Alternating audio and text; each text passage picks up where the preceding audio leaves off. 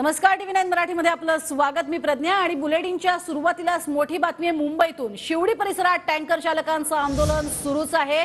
शिवडी परिसरामध्ये शेकडो टँकर चालक एकत्र आले। नव्या वाहन कायद्याला विरोध करण्यासाठी चालकांचं हे आंदोलन होतंय। पोलिसांकडून वाहन चालकांना शांतता राखण्याचं आवाहन करण्यात येत आहे। शिवडी परिसरात 4 मोठ्या रिफायनरी आहेत, त्यामुळे शिवडीत शेकडो टँकर हे येत असतात। दररोजची वर्दळ ही शिवडीमध्ये आपल्याला पाहायला मिळते। अधिक माहिती घेणार आहोत आमचे प्रतिनिधी कृष्णा सोनारवाडकर यांच्याकडून। कृष्णा, सध्या आपण बघतोय शेकडो टँकर चालक एकत्रित आलेले आहेत आणि पोलिसांना अर्थातच त्यांना कंट्रोल करणं हे तितकंच अवघड जात असेल।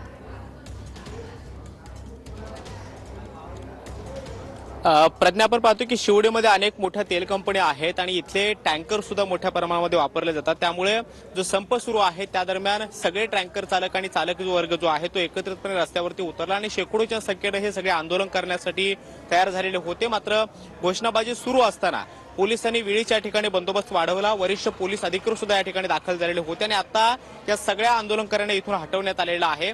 सगळ्या चालकांची समजूत काढून पोलिसांनी हे आंदोलन जे आहे ते आता मिटवलेलं आहे। मात्र तरी सुद्धा संप अजून सुद्धा सुरू आहे। पुढच्या बाजूला आपण पाहतोय की शिवडीतला जो भारत पेट्रोलियमच्या कंपनीचा परिसर आहे तिथे या सगळ्या गाड्या ज्या आहेत मोठ्या टँकर ते पार्क करण्यात आलेले आहेत आणि संपाची भूमिका असल्यामुळे यातला एकही टँकर हा चालू नये अशी भूमिका जी आहे ती सगळ्या चालकांनी घेतलेली आहे।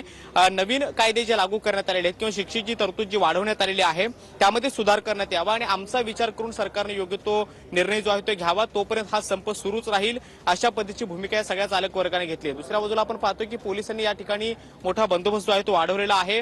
मोठा फौजफाटा या ठिकाणी तैनात करण्यात आलेला आहे आणि जोपर्यंत संपावरची भूमिका जी आहे ती स्पष्ट होत नाही किंवा योग्य तो निर्णय निघत नाही, संपावरती तोडगा निघत नाही, तोपर्यंत पोलीसच्या सगळ्या परिसरामध्ये आता अशाच पद्धतीचा बंदोबस्त जो आहे तो तैनात ठेवणार आहेत।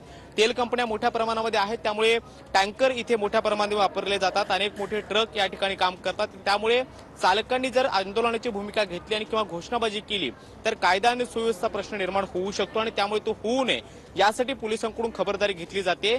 जे चालक आंदोलन करत होते किंवा क्लीनर आंदोलन करत होते त्या सगळ्यांची समजूत काढलेली आहे पोलिसांनी। आता हे आंदोलन जरी मिटलेलं असलं तरी येत्या काळामध्ये अशाच पद्धतीचं आंदोलन पुन्हा एकदा उभारू नये यासाठी पोलिसांकडून खबरदारी घेतली जाते। मात्र संपाचं हे जे काही हत्यार चालकांनी उपसलेलं आहे त्यावरती कधीपर्यंत तोडगा निघतो हे पाहणं आता महत्त्वाचं असणार आहे। नक्कीच कृष्णा, तुझा धन्यवाद या संपूर्ण माहितीसाठी।